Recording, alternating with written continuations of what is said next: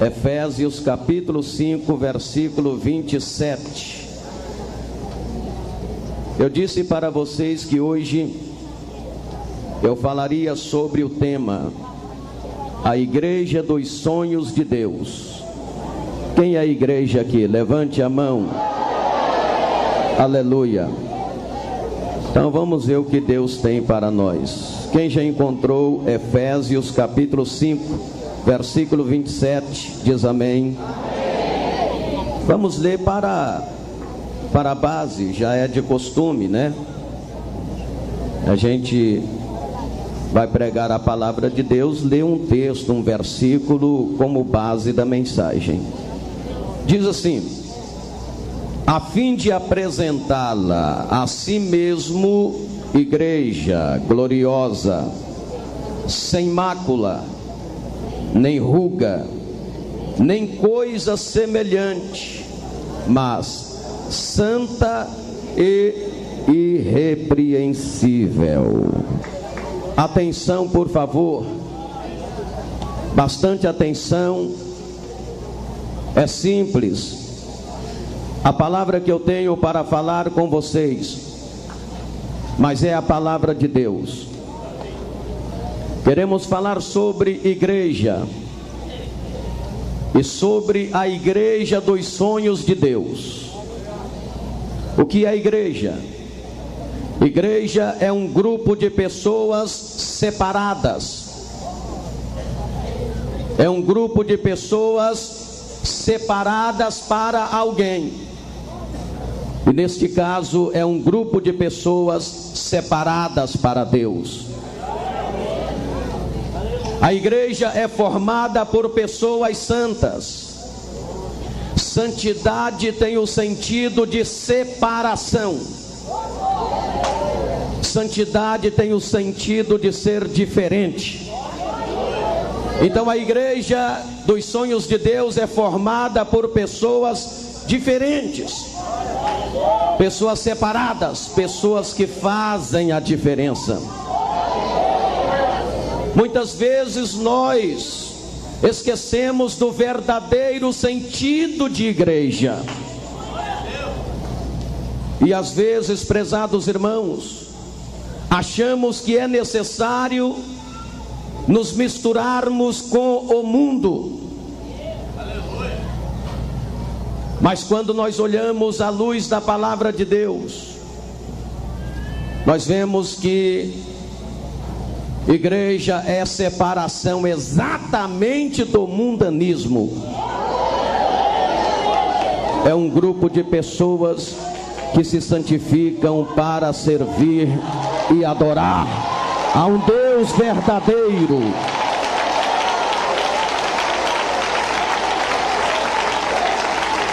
Meus amados, a igreja dos nossos dias, se não tomar cuidado, ela pode perder o verdadeiro sentido.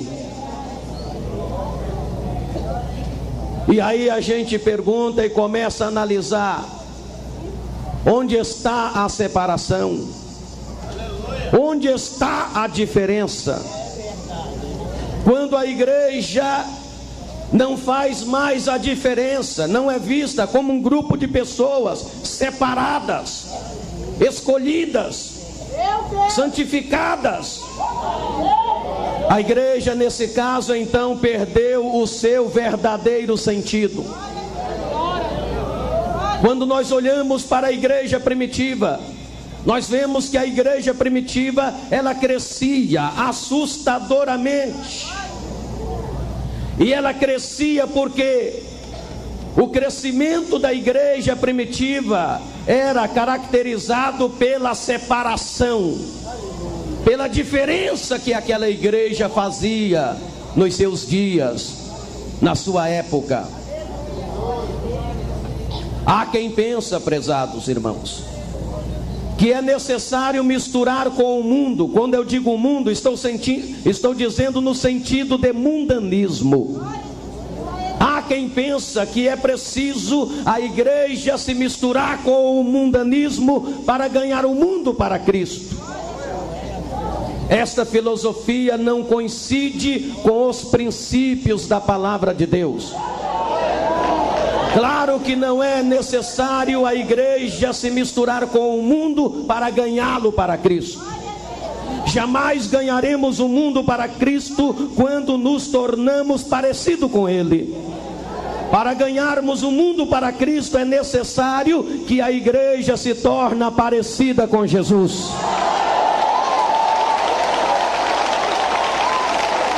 Aleluia, glória a Deus.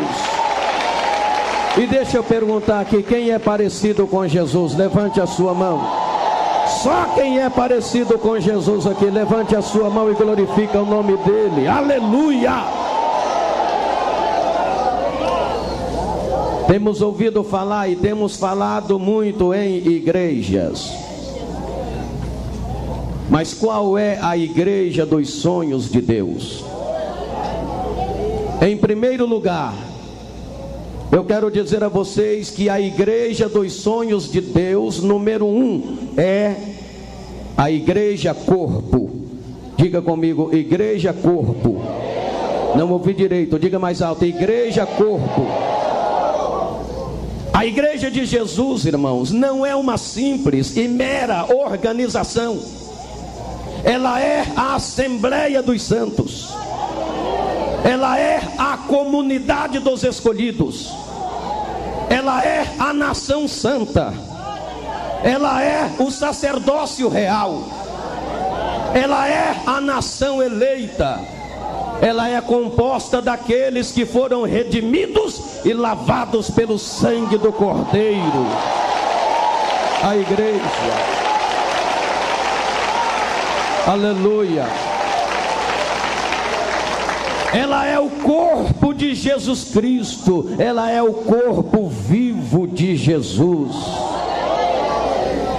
A Bíblia Sagrada diz em 1 Coríntios, no capítulo 12 e no versículo 18 a seguir, diz a palavra do Senhor: mas Deus colocou os membros no corpo, cada um deles como quis.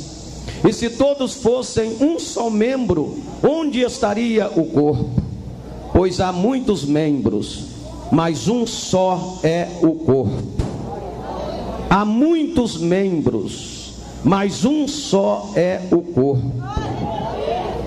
Meus amados, todos vocês sabem que corpo é o conjunto de membros interdependente, ou seja, dependemos ou precisamos um do outro. Portanto, o corpo é o conjunto de membros interdependente.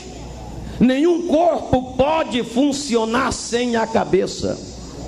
Se a igreja dos sonhos de Deus, ela é a igreja corpo, significa que tem um cabeça, porque o corpo precisa ter uma cabeça. Nenhum corpo pode funcionar sem a cabeça. O corpo tem que estar ligado na cabeça. E você sabe que o comando do corpo está no cérebro. O cérebro fica na cabeça. Então o comando está na cabeça. É por isso que a igreja corpo, ela tem como cabeça Jesus Cristo. Aleluia. Jesus é o cabeça desta igreja.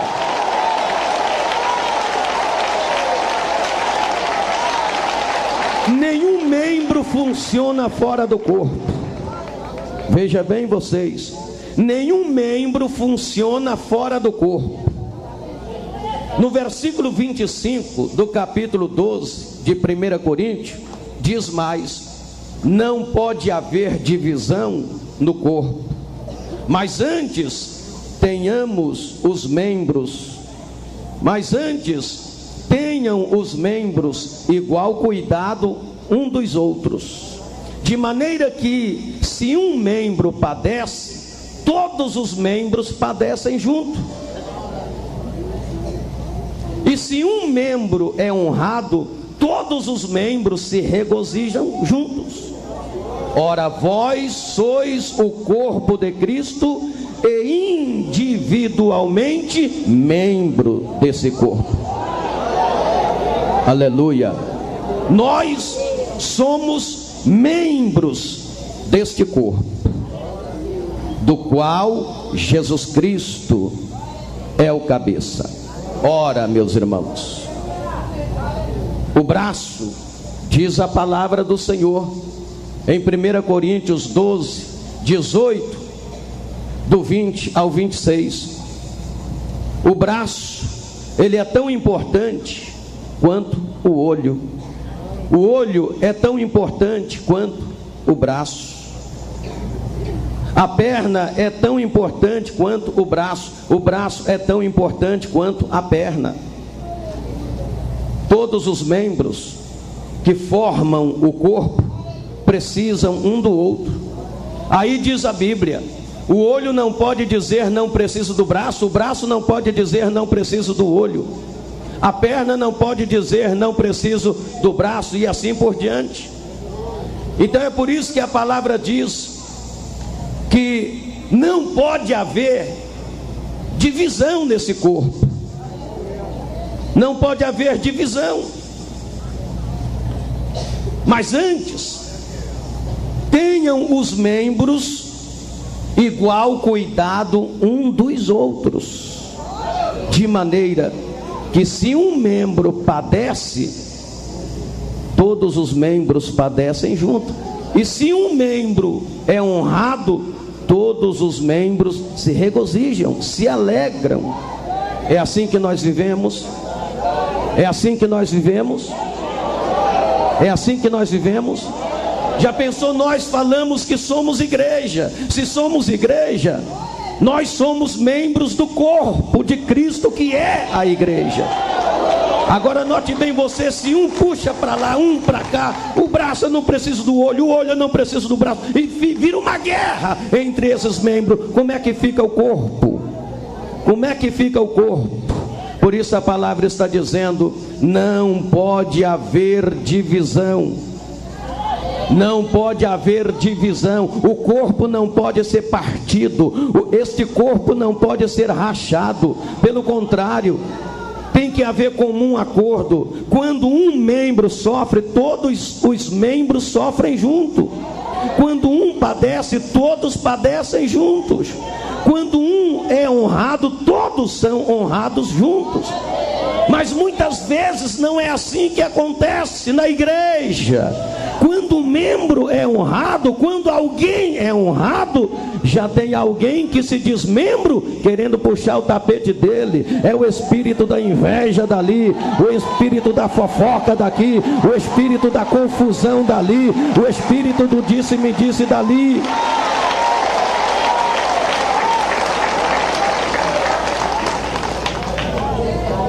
Deus colocou os membros no corpo, cada um deles como quis.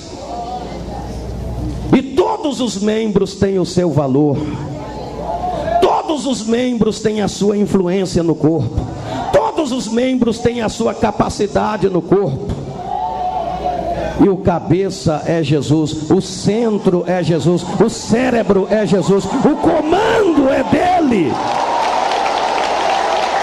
Aleluia, glória a Deus. Quem é membro deste corpo?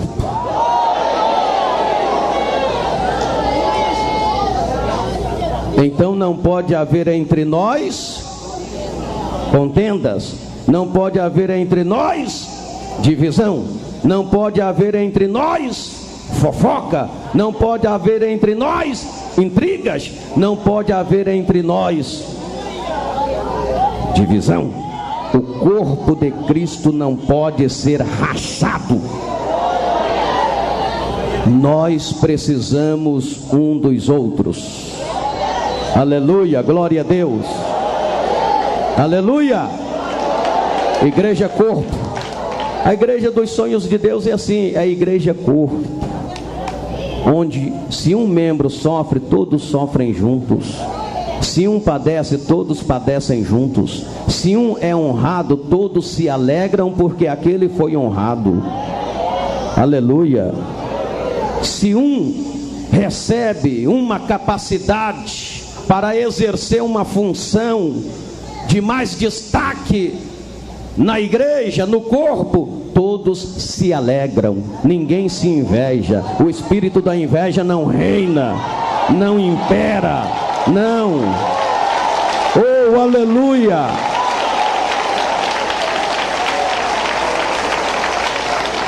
Igreja corpo.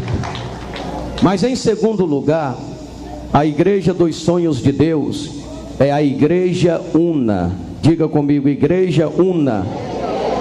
Eu quero que você participe mais alto. Igreja una.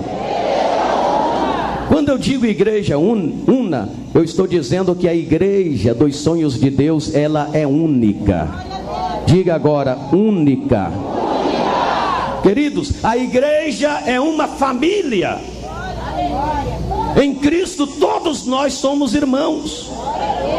Por isso cantamos, uma só família somos. A igreja, ela é única. Não existem duas igrejas do arrebatamento. Não existem 3 igrejas do arrebatamento. Não existem 4 igrejas do arrebatamento. Existem hoje em dia inúmeras igrejas, placas de igreja, denominações. E é bom que haja. É bom que haja inúmeras denominações, como há inúmeras denominações, contanto que elas preguem Jesus, e preguem Jesus como cabeça do corpo, que é a igreja. Mas lá no céu não haverá placa denominacional. O que Deus vai levar no arrebatamento, o que Jesus vem buscar, não é placa denominacional. Jesus vem buscar a sua igreja. A igreja de Cristo, ela é una, é única. Só há uma igreja.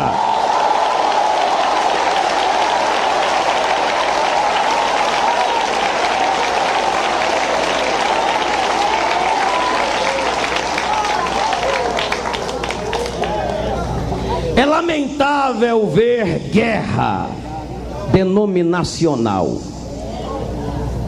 É lamentável ver tantas guerras denominacional.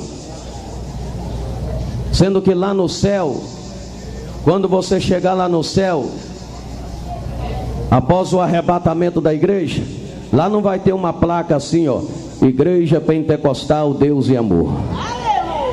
Lá não vai ter uma placa assim, Igreja Evangélica Assembleia de Deus. Lá não vai ter uma placa assim, Igreja Assembleia de Deus, Vitória em Cristo. Lá não vai ter uma placa assim, aqui é a Igreja Metodista ou a Igreja Batista Renovada. Lá não, irmão. Placa denominacional é aqui, fica por aqui mesmo. O que vai subir é a igreja. É a igreja de Jesus quem vai subir.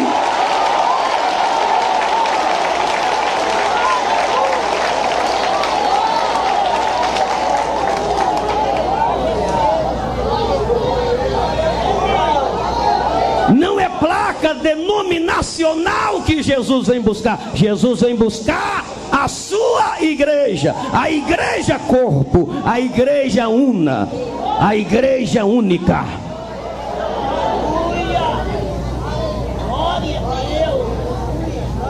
Aqui tem gente que faz parte deste corpo. Tem gente aqui que faz parte da igreja dos sonhos de Deus. Então daqui Jesus vai tirar os seus.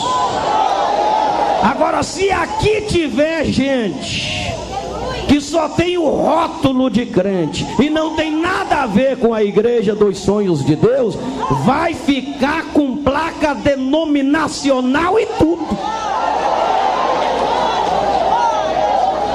Não é porque você diz, eu sou da igreja Assembleia de Deus, eu vou. Eu sou da Deus e Amor, eu vou. Eu sou da Batista Renovada, eu vou. Você vai se você estiver incluído na igreja dos sonhos de Deus. Ou se você pode glorificar o nome do Senhor, dê glória.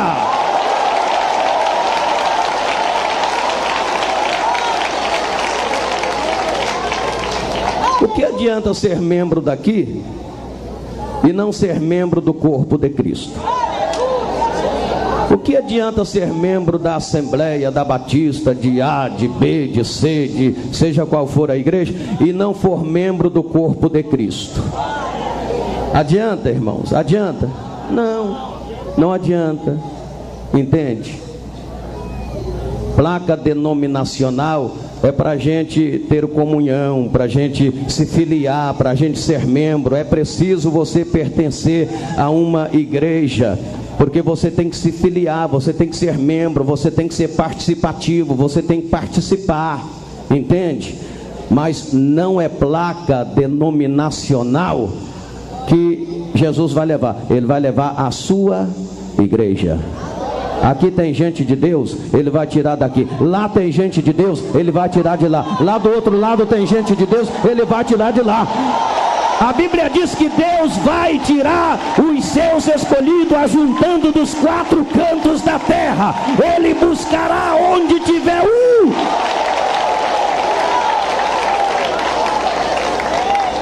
Onde tiver um membro do seu corpo, Jesus busca. Pode estar lá no fim da terra, lá no fim do mundo. Jesus busca ele. Jesus vai ajuntar os seus escolhidos dos quatro cantos da terra. Então a igreja dos sonhos de Deus é a igreja una. Ela é única. Eu repito, não existem várias igrejas do arrebatamento. Existe uma igreja do arrebatamento. É o povo fiel. É aqueles que foram fiéis até o fim. São aqueles que guardaram os princípios de Deus até o fim. Aí Jesus busca ele onde ele estiver. Aleluia. Eu vou perguntar de novo: quem faz parte da igreja dos sonhos de Deus? Em terceiro lugar, a igreja dos sonhos de Deus é a igreja cristocêntrica. Diga comigo: cristocêntrica. Outra vez, cristocêntrica.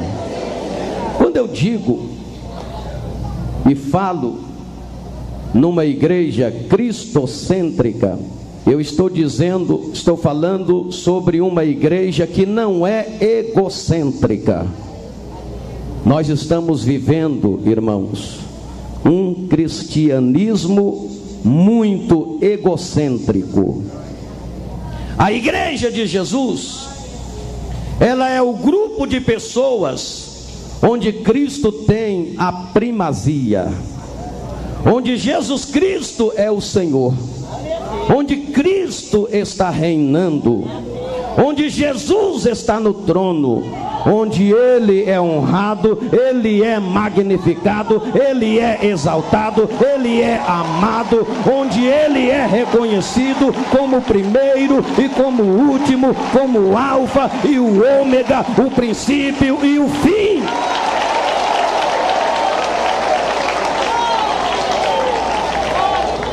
Efésios capítulo 1, versículo 22, está escrito: e sujeitou todas as coisas debaixo dos seus pés, e sobre todas as coisas constituiu como cabeça da igreja. Falamos na igreja corpo, e falamos que Cristo é o cabeça deste corpo. Portanto, uma igreja que não é egocêntrica, uma igreja que é cristocêntrica, é uma igreja onde Jesus tem a primazia, onde Jesus é o rei, onde Ele é honrado, onde Ele é magnificado, onde Ele é exaltado, onde Ele é reconhecido. Agora, hoje em dia, irmãos, em certos lugares, quem aparece é o ego do pregador. Os pregadores querem aparecer mais do que Jesus. Parece que são os pregadores que tem que ser honrado, que tem que ser magnificado, que tem que ser etc, etc. Ele é o rei, é ele que tem que ser visto, é ele que está reinando, é ele que tem que aparecer. Isto é egocentrismo. Mas a igreja dos sonhos de Deus é uma igreja cristocêntrica, não egocêntrica. Na igreja, quem tem que aparecer não é o pregador, é Jesus. Quem tem que reinar é Jesus. Quem tem que ser magnificado é Jesus. Quem tem que ser exaltado é Jesus. É Ele que é o primeiro e o último, o alfa e o ômega, o princípio e o fim. É Ele quem opera, é Ele quem faz maravilhas, portanto, é Ele quem está na frente, é Ele quem tem que aparecer.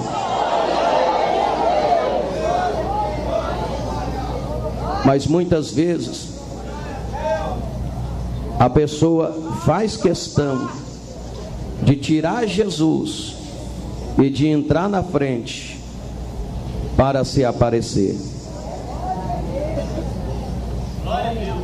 Há uma guerra, há uma competição para ver quem é mais, quem aparece mais, quem prega mais, quem é mais eloquente, etc, etc.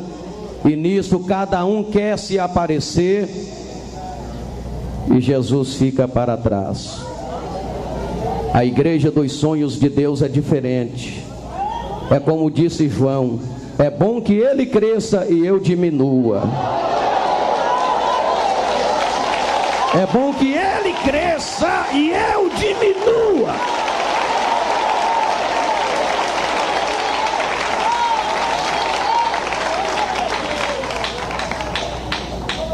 Nós estamos vendo em certas partes um cristianismo egocêntrico. O ego está prevalecendo. Tem que massagear o ego do homem. Se não massagear o ego do homem, a coisa fica feia. Mas nós aprendemos na Bíblia Sagrada que a igreja de Cristo, a igreja dos sonhos de Deus, ela é cristocêntrica. Jesus é o centro. É Ele quem faz, é Ele quem aparece, é Ele quem opera. É Ele quem tem que ser magnificado, honrado. É Ele o cabeça. É Ele que tem o comando. É Ele, o comando é dele.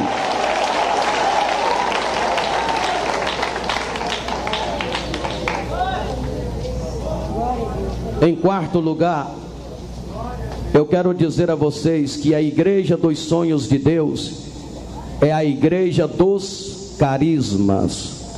Diga comigo: igreja dos carismas.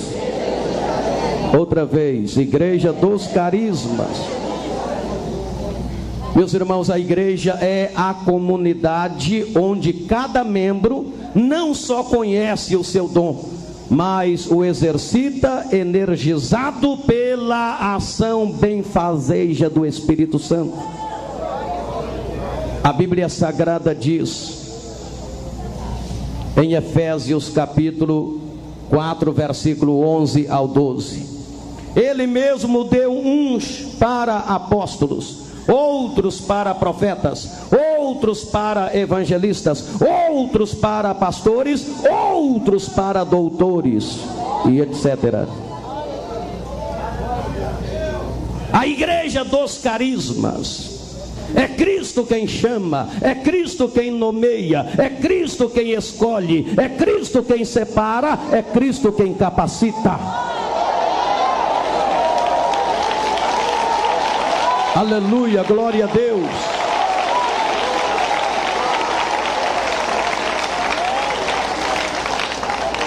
Ele escolhe uns para apóstolos, outros para profetas, outros para evangelistas, outros para pastores, outros para doutores e etc. Erramos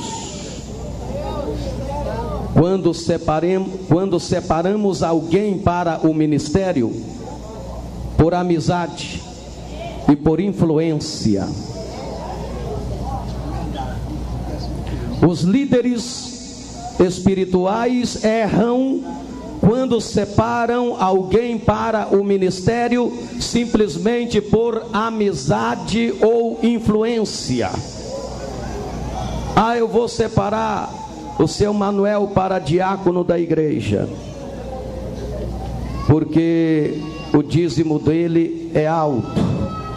Eu vou separar a irmã Maria para diaconisa, porque ela dá uma oferta alta. Eu vou separar o seu Joaquim para pastor, para ser obreiro, porque ele é juiz de direito, porque ele tem um curso superior, ou porque ele tem uma influência muito grande na sociedade. Erramos quando agimos desta maneira, porque a igreja dos sonhos de Deus é a igreja dos carismas. Deus não separa, não escolhe ninguém por influência ou por amizade, mas é por merecimento, é por capacidade, e é Ele quem capacita. Aleluia.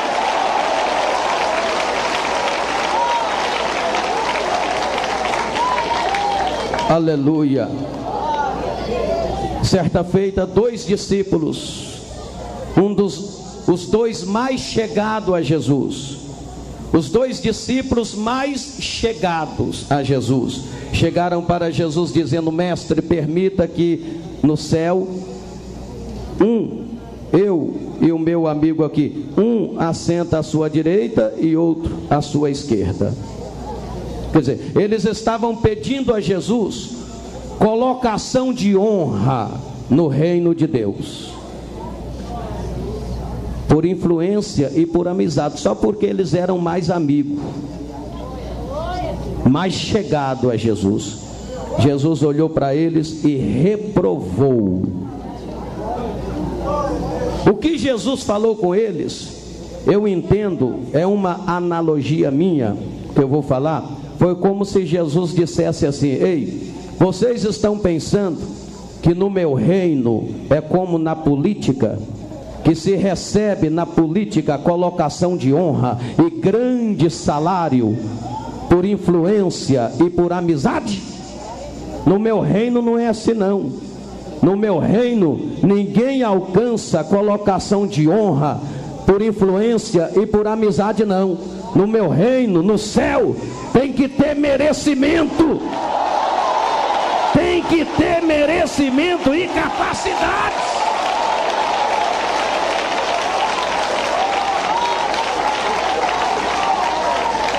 Aleluia, glória a Deus. Então ninguém vai para o céu por influência. Porque é amigo do pastor. Porque é filho do pastor. Porque é filho de evangelista. Porque é filho de pastor presidente de uma convenção. Porque é filho de uma pessoa muito influente na igreja. Não, querido, no reino de Deus é diferente.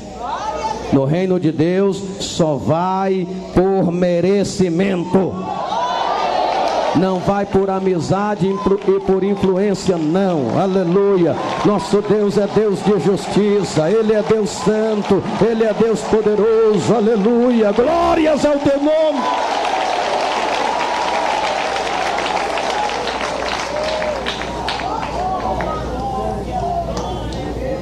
Vamos avançar. Em quinto lugar, a igreja dos sonhos de Deus é a igreja serva. Diga comigo, igreja serva. Tem alguém que é servo aqui? Levanta a mão. Por uma igreja serva, entendemos uma igreja que é sal, uma igreja que é luz, uma igreja que é bom perfume, uma igreja que influencia, uma igreja que ocupa espaço, uma igreja que marca presença, uma igreja que não é uma simples espectadora, mas uma igreja que faz a diferença, uma igreja que faz com que as coisas aconteçam.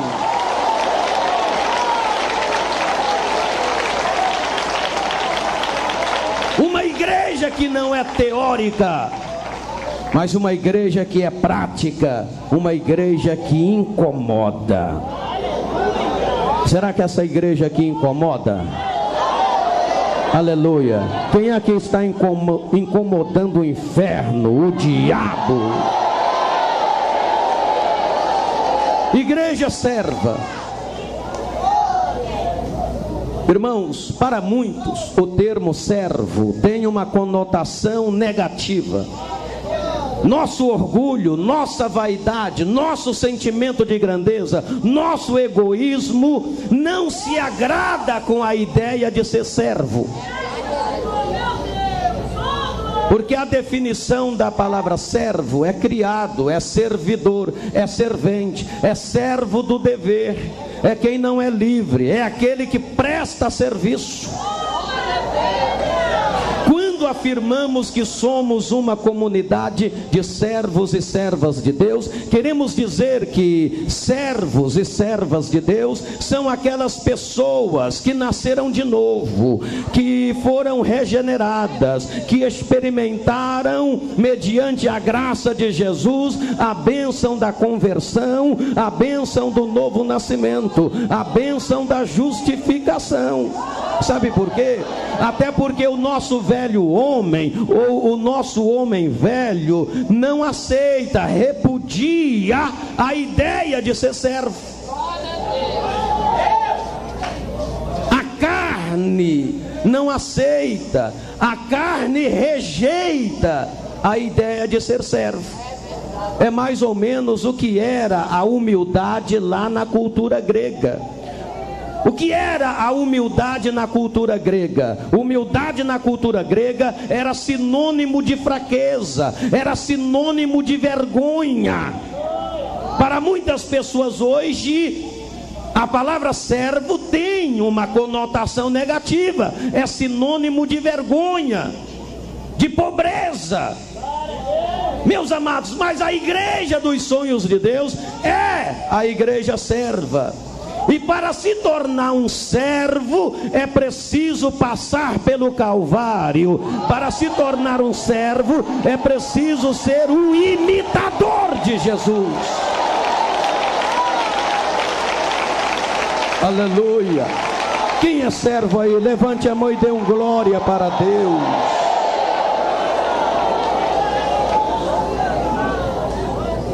Lá no seu gabinete de trabalho, você pode ser um juiz de direito, mas aqui você é servo. Lá no seu gabinete de trabalho, você é um advogado bem conceituado e deve ser respeitado como tal, mas aqui você é servo. Aleluia. Lá no seu trabalho, você pode ser um comandante de voo, mas aqui você é servo. Aleluia. Pode ser um deputado federal, estadual, um presidente da república, pode ser um grande estadista de uma nação, mas se entrar para o reino de Deus, tem que aceitar a palavra servo. Tem que ser servo, tem que ser servo.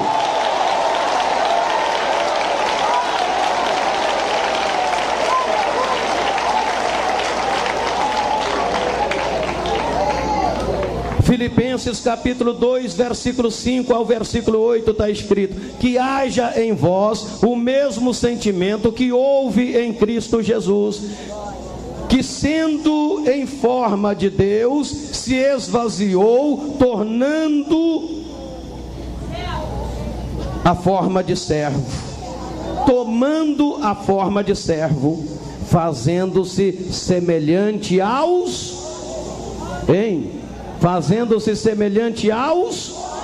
homens.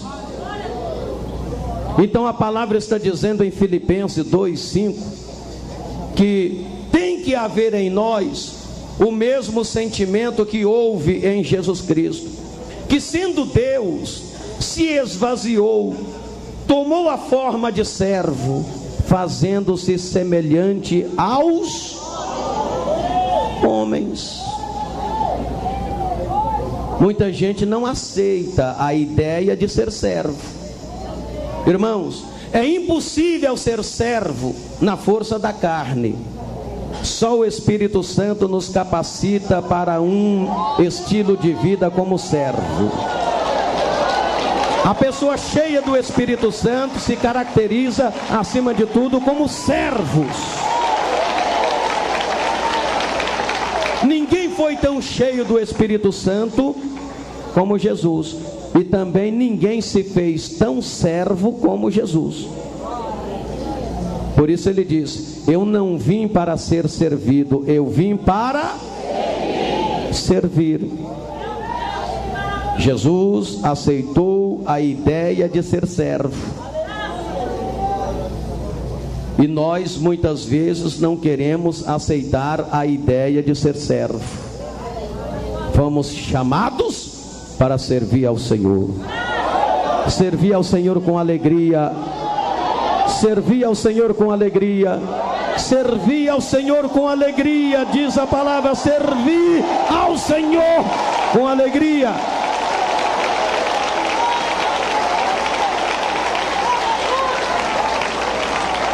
A igreja dos sonhos de Deus é uma igreja serva. Deus pode contar com ela. Deus fala e ela obedece. A igreja serva sabe que a sua missão é diaconal. Ela foi chamada para servir. Quando isto acontece, o nome de Deus é glorificado. Quando a igreja serve, o nome de Deus é glorificado. Quando a igreja obedece, o nome de Deus é glorificado. Quando a igreja é submissa, o nome de Deus é glorificado. Quando a igreja serve a Deus, o nome de Deus é glorificado.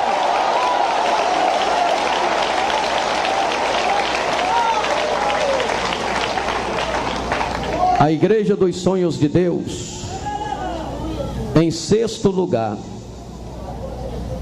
é a igreja vitoriosa. Vitoriosa. Quem é que não gosta de vitória? A vitória da igreja é sobre quem? A vitória da igreja é sobre, primeiro, contra o diabo, contra o pecado, contra a superstição, contra a maldade, contra a desigualdade, contra os preconceitos, contra a exploração, contra a mentira. Ela é vitoriosa contra o inferno. Jesus disse em Mateus 16:18, no meio de muitas igrejas, porque naquela época tinha as igrejas dos fariseus, dos saduceus, dos religiosos da época, e tinha também naquela época a igreja de Moisés. Tinha, pastor, tinha, lembra? Senhor, essa mulher foi pega no ato de pecado, no flagrante, e a igreja de Moisés manda que ela seja apedrejada. E tu, que dizes? Então naquela época tinha a igreja de Moisés, tinha a igreja dos fariseus, dos saduceus e etc. Aí Jesus vem e ele dá um grito. E ele diz assim: ei, edificarei a minha igreja. Olha Jesus falando: vou edificar a minha igreja. Qual é a igreja que Jesus veio edificar? A igreja dos sonhos de Deus. Por que Jesus diz: vou edificar a minha igreja? Porque a igreja de Moisés não servia para ele. Sabe por quê? A igreja de Moisés começou com milhares e terminou com 2. Jesus não quer uma igreja que começa com milhares e termina com 2. Jesus quer uma igreja que começa com 2 e termina com milhares. A igreja dos fariseus não servia para ele. Deixa eu explicar por quê. A igreja dos fariseus não servia para ele. Por quê? Ele resolve batizar com o Espírito Santo. Ele teria que chamar o doutor Gamaliel. Doutor Gamaliel, vem cá, olha aqui. Eu resolvi batizar o povo com o Espírito Santo. Aí o doutor Gamaliel ia coçar a cabeça. Mas peraí, esse negócio é complicado. Isso é um assunto polêmico e temos que reunir a convenção, discutir o assunto para ver se você pode batizar esse povo com o Espírito Santo. Então essa igreja não serve para ele. Sabe por quê?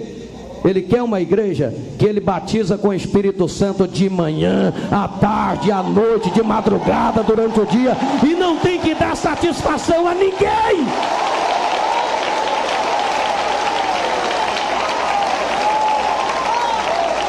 Na igreja dos sonhos de Deus, Jesus batiza com o Espírito Santo e não tem que dar satisfação a doutor Gamaliel nenhum. A igreja dele. A igreja dos fariseus não servia para ele. Ele resolve curar. Eu vou curar cancerosos, eu vou curar leprosos, eu vou curar todo tipo de doença. Doutor Gamaliel, como é que fica isso aí? Vou reunir a convenção para discutir o assunto. Esse negócio de curandeirismo aqui, isso aqui vai dar polêmica, isso aqui vai atrapalhar o trabalho. Então não serve, esse tipo de igreja não serve para ele. Então ele disse: vou edificar a minha igreja, que eu batizo do Espírito Santo e não tem que dar satisfação, doutor Gamaliel. Eu vou curar leprosos, doentes, e não tenho que dar satisfação a doutor Gamaliel.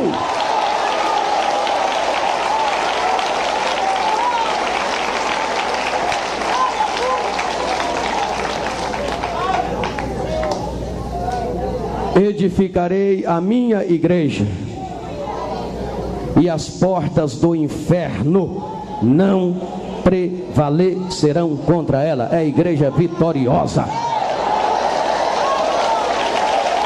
É a igreja vitoriosa. Aleluia! As portas do inferno não prevalecerão contra ela. A palavra está dizendo, irmão, que o diabo não vai prevalecer contra você. A falsidade não vai prevalecer. A hipocrisia não vai prevalecer. A calúnia não vai prevalecer. O mal não vai prevalecer. As tentações não vão prevalecer. O pecado não vai prevalecer. O diabo não vai prevalecer. Você é igreja vitoriosa.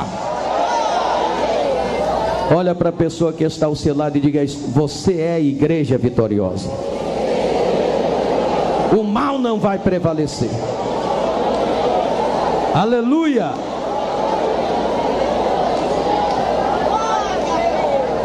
Número 7.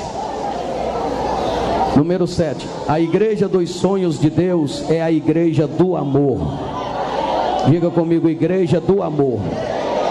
Não ouvi direito. Igreja do amor. Aleluia. Igreja do amor. Você ama? Ei, você ama? igreja de Jesus é o lugar onde o amor é intenso, o amor é vivido, o amor é praticado, o amor é nivelado, onde o amor flui, o amor permeia, onde o amor pode impactar o mundo, onde o amor é a identidade, é a marca, é a tônica. Tem amor nessa igreja?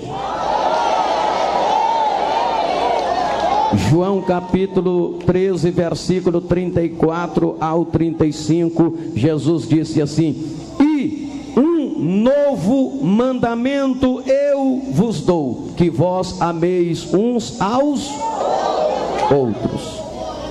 E um novo mandamento eu vos dou, que vós ameis uns aos outros. Eu sempre digo aqui que tem crente que está na igreja há 30 anos e tem 30 anos que ele pede o dom do amor. 30 anos que está na igreja, 30 anos que ele está orando e pedindo o dom do amor. Eu nunca vi escrito na Bíblia que amor é dom. Está escrito que é mandamento. Jesus falou: e um novo mandamento eu vos... João 13, 34 ao 35. Jesus falou: e um novo mandamento eu vos dou, que vós ameis uns aos... Se é mandamento é dever, e se é dever não é dom, é dever. É algo que você deve praticar, é algo que você deve fazer porque é mandamento. Você deve amar o teu irmão porque é mandamento. Deve amar no Senhor.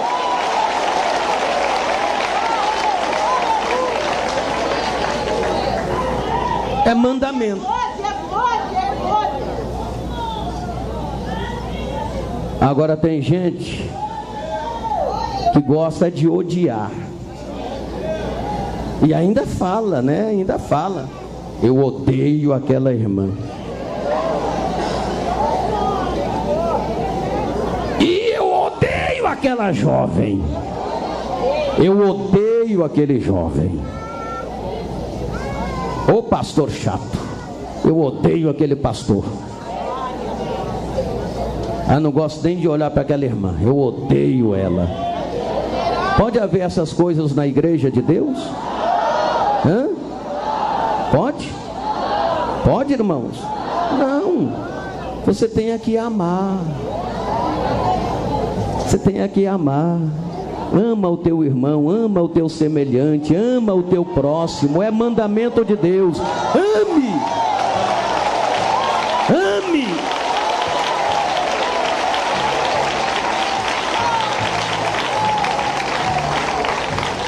Mandamento de Deus é amar. Jesus amou a tal ponto que se entregou por nós. Ele nos deu a maior lição do amor. Ele amou o ladrão da cruz, que havia feito tantas atrocidades,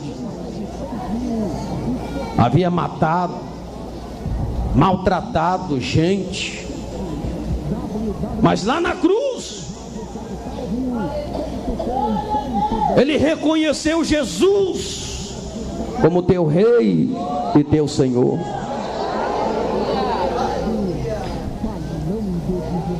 Um Senhor, um rei, cujo trono era uma cruz e cuja coroa era de espinho. Mas aquele ladrão olhou e disse: lembra-te de mim quando entrares no teu reino. Jesus amou aquele malfeitor e disse: ainda hoje tu estarás comigo.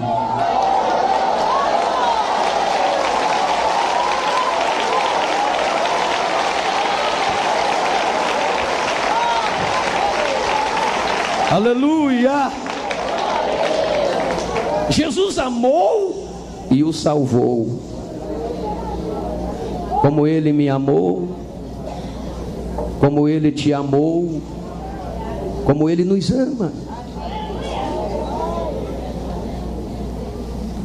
Ele nos redimiu, Ele nos perdoou e continua nos perdoando. Quantas vezes fracassamos e chegamos para Ele: Senhor, tem misericórdia, eu fracassei. E Ele continua com amor ardente, nos amando, tendo misericórdia, tendo compaixão. E quantas vezes nós não temos a mesma atitude para com o nosso próximo? Quantas vezes nós temos a oportunidade de usar de misericórdia, de compaixão, de amor para com o nosso próximo e não o fazemos?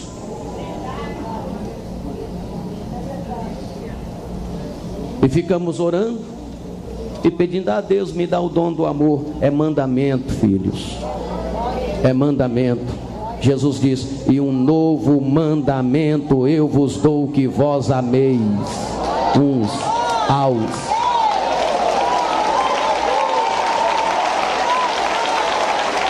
Aleluia! Ou se você pode glorificar o nome dele, glorifica, dê glórias ao nome do Senhor.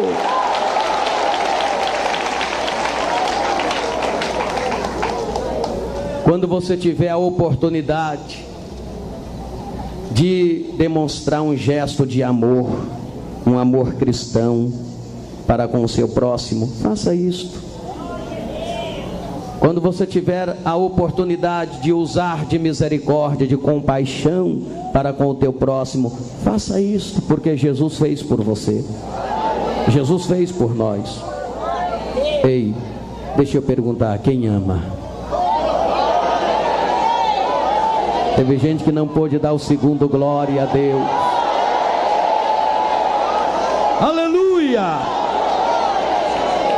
Olha para a pessoa que está ao seu lado e diga assim: eu te amo em Cristo. Aleluia. Olha aqui, número 8. Número 8. A igreja dos sonhos de Deus é a igreja jovem. Diga comigo: igreja jovem. Diga mais alto: igreja jovem.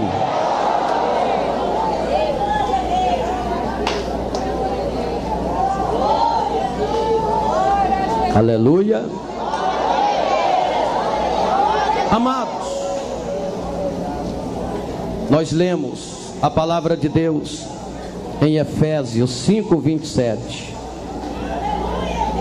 E o que está escrito em Efésios 5:27? Você leu comigo? A fim de apresentá-la a si mesmo, igreja gloriosa, sem mácula, nem ruga, nem coisa semelhante, mas santa e irrepreensível. Igreja gloriosa, sem mácula, nem rugas, nem coisa semelhante, mas santa e irrepreensível. A igreja de Cristo é linda, é bonita. Por uma igreja jovem, entendemos uma igreja arejada, uma igreja aberta, uma igreja sensível que se renova, uma igreja de olhos e corações abertos, uma igreja, meus amados, sem preconceitos, sem barreiras, uma igreja que pensa e preza os princípios de Deus, uma igreja que vive o seu presente, que descortina o futuro com os olhos de Deus, uma igreja sem ranços, sem mágoas, uma igreja saudável, uma igreja de face descoberta, porque ela é transparente, é uma igreja linda, é uma igreja jovem, é uma igreja gloriosa, é uma igreja sem ruga, santa, ela é irrepreensível. Aleluia, glória a Deus. A igreja jovem, porque ela se renova sempre, ela está sempre sendo renovada pelo Espírito do Senhor. Ela nunca fica velha. Não, ela se renova a cada dia. É claro que eu estou dizendo igreja jovem no sentido figurativo. É uma igreja que, espiritualmente falando, ela é sempre nova, jovem, porque ela se renova. Ela recebe cada dia uma porção da graça do Espírito Santo que a renova e deixa ela cada vez mais linda, cada vez mais gloriosa, cada vez mais santa, ou cada vez mais vistosa. Aleluia, glória a Deus, aleluia. Quando Deus olha para a sua igreja, Deus olha e tem prazer, porque Ele pode dizer: que igreja linda, que igreja gloriosa, que igreja maravilhosa, que igreja santa, que igreja que se renova. Aleluia. Oh, bendito é o Cordeiro de Deus. Esta é a igreja dos sonhos de Deus, uma igreja que se renova a cada dia, uma igreja que cada dia ela está cheia, cheia, cheia, cheia.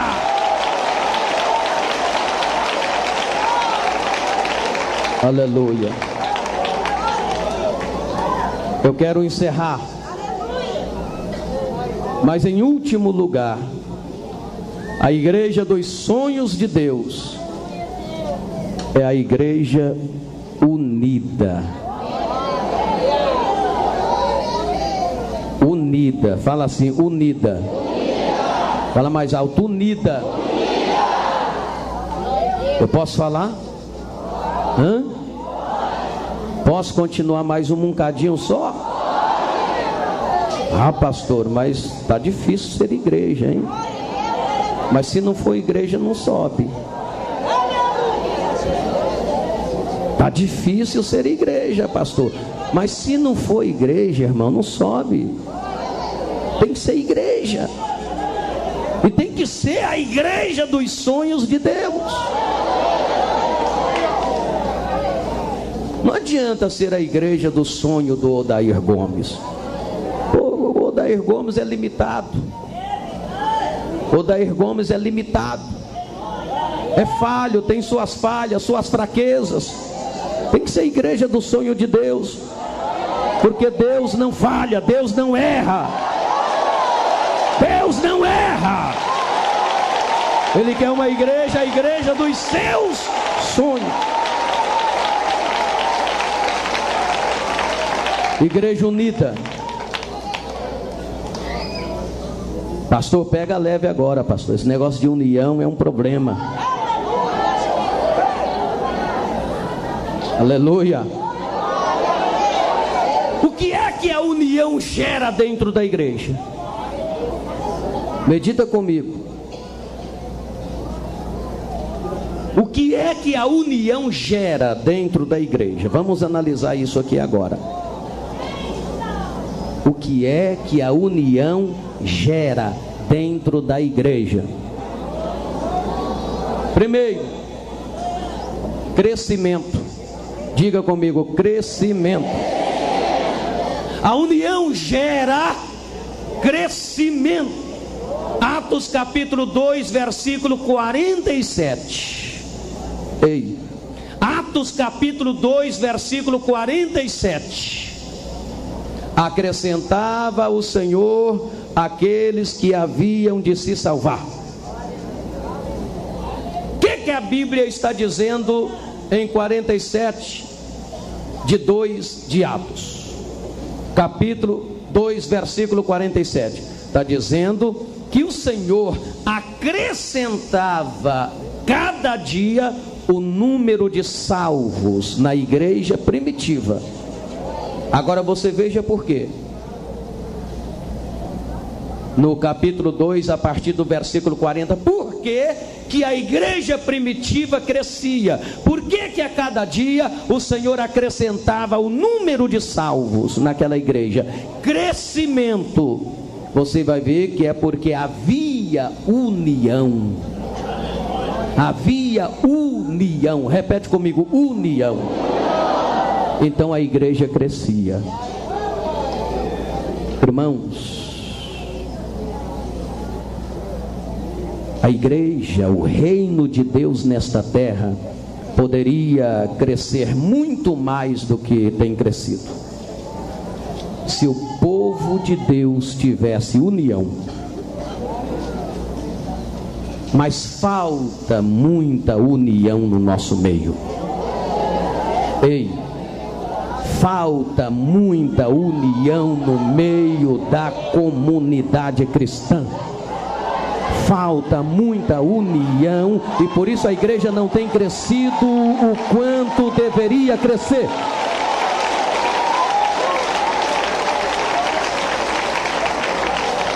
O que mais a união gera na igreja? Gera comunhão. Diga comigo, comunhão. 1 João capítulo 1, versículo 7. Se andarmos na luz, como Ele na luz está, temos comunhão uns com os outros, e o sangue de Jesus Cristo nos purifica de todo pecado. Agora depois a Bíblia diz: se dissermos que temos comunhão com Deus e aborrecemos o nosso irmão, falamos a verdade? Amém? Não, mentimos. Porque tem gente que diz que tem comunhão com Deus, mas tem uma dificuldade terrível para ter comunhão com os irmãos. Ora, aí a Bíblia diz: como você tem comunhão com Deus que você não está vendo? E não tem comunhão com o teu irmão que você está vendo? Então quem diz que tem comunhão com Deus, também precisa ter comunhão com os irmãos. Nós temos que ter comunhão uns com os outros.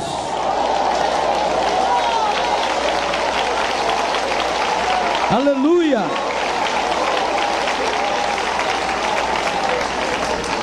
É aquilo que a gente falou no início. A igreja é o quê? Igreja é corpo. Esse corpo não pode ser dividido, não pode partir esse corpo.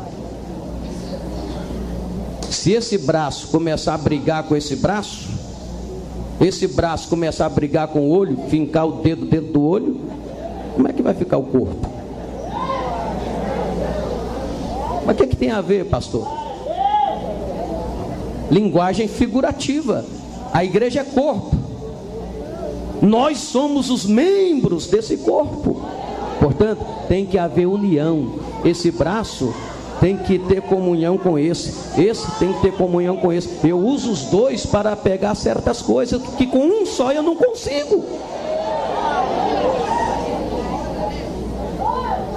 Quando você perde uma perna, você tem uma dificuldade. Esta perna tem que ter comunhão com esta. Esse olho tem que ter comunhão com esse, senão a visão vai ficar limitada. A igreja de Cristo, igreja corpo, não pode ser partido, esse corpo não pode se partir. Os membros têm que estar em comunhão uns com os outros. É a palavra. Aleluia! Glorifique o nome do Senhor. Aleluia!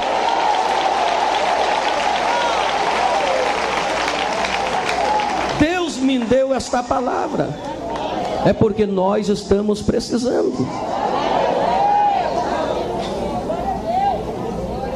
Um dia desse eu falava que lá no céu teremos 3 surpresas. Escuta isso.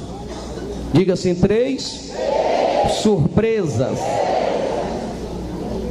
Primeira surpresa que você vai ver lá no céu, a de você encontrar lá muitas pessoas que você achava que não ia para lá. Segunda, a de você não encontrar lá pessoas que você achavam que iam para lá. E a terceira e a maior surpresa, a de você estar lá. Sabe por que muitas pessoas que parece que vai para lá e não vai estar lá? Por causa dessas coisinhas, meus irmãos. Não tem comunhão aqui, são pessoas intriguentas, são pessoas birrentas, são crentes que não têm comunhão uns com os outros, caluniadores, mentirosos, que gostam de contenda, fofoca, disse-me disse, que não tem comunhão, é um membro separado.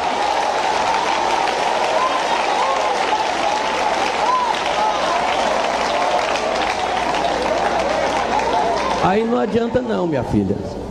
Não adianta a manga estar aqui, ó. Não adianta a gola estar tampando tudo aqui. Não adianta a saia estar arrastando no chão. Não adianta não. Não adianta não. Não adianta não. Tem gente que quer, porque a saia está arrastando no chão, a manga está aqui, a gola está tampando até a ponta do nariz. Isso aí não adianta não, meu irmão. Se você não tiver, pode estar assim, se não tiver em comunhão com os seus irmãos, se não for crente de verdade, se não tiver aqui, ó, na palavra, obedecendo a palavra, não vai.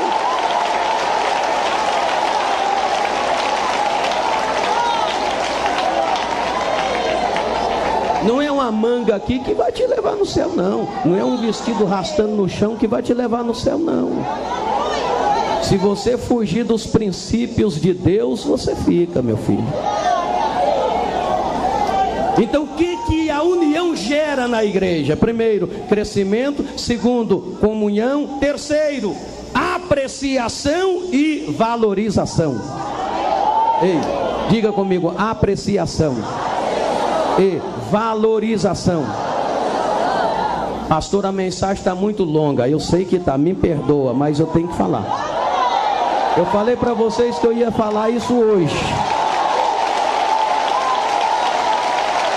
Aleluia! Então o que a união gera? Primeiro, crescimento. Segundo, comunhão. Terceiro, apreciação e valorização. Onde está isso, pastor? Filipenses, capítulo 2, versículo 3 ao versículo 4. Quer ver o que diz? Você quer ver o que diz? Nada façais por contenda. Considere os outros superiores a você mesmo. A palavra de Deus. Nada façais por... Ei, nada façais por contenda. Vê se repete agora. Nada façais por contenda. Considerai os outros superiores a si mesmo. O que é isso? Apreciação e valorização. É você apreciar o seu irmão, a sua irmã e valorizá-la. Mas pastor, peraí, considerar os outros superior a mim mesmo? Isso é apreciação e valorização. Você já pensou, se cada um de nós aqui considerarmos uns aos outros superiores a nós mesmos? Quer dizer, eu considero você superior a mim, você considera eu superior a você, você considera a irmã lá superior a você, ela considera você superior a ela. O que vai haver? Vai haver uma apreciação e valorização. Ela está lhe apreciando, lhe valorizando. Você está apreciando ela, apreciando ele, valorizando ele. Isso aí vai gerar o que? Só união, comunhão, crescimento, vitória.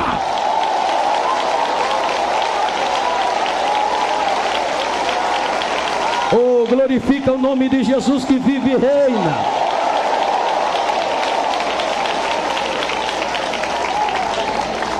Fica maravilhoso ou não fica? O que mais gera, o que mais a união gera na igreja? Em quarto lugar, perdão. Diga perdão. Efésios capítulo 4, versículo 32. Sede uns para com os outros benignos, compassivos, perdoando-vos uns aos outros. Está mandando ser um para com os outros. Vou repetir, Efésios 4:32.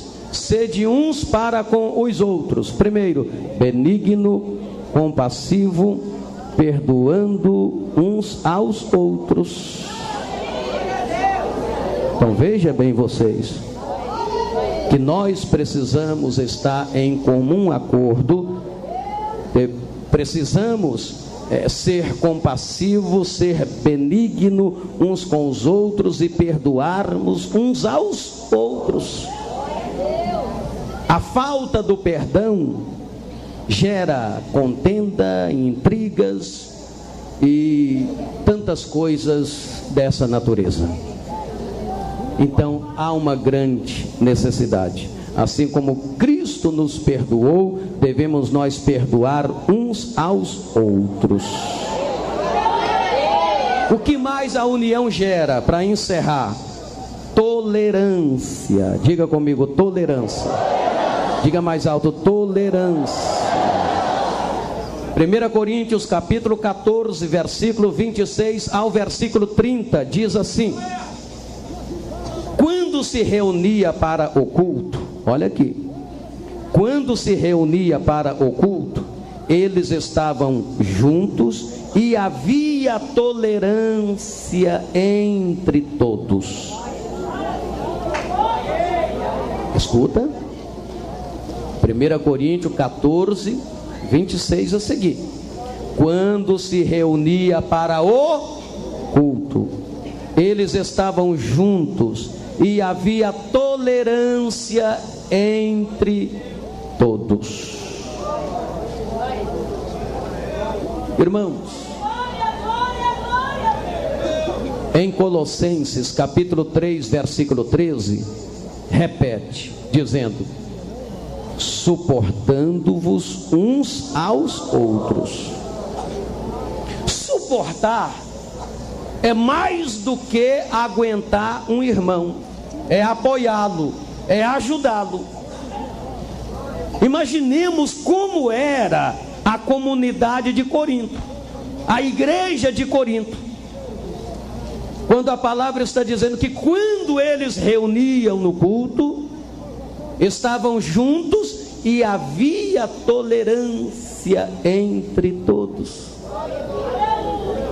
Eu tolero você, você tolera eu, você tolera a irmã, ela tolera você, você tolera o irmão, ele tolera você. Isso só vai gerar, irmãos, crescimento, comunhão, união. Aí, por fim, gera o quê? Vitória. Irmãos, quando estamos unidos, formamos uma barreira, um paredão, formamos um muro sem brecha, e não havendo brecha, o inimigo, Satanás, o diabo, os demônios não têm por onde entrar. Aí é só vitória, aleluia, é só vitória, é só vitória, oh glória!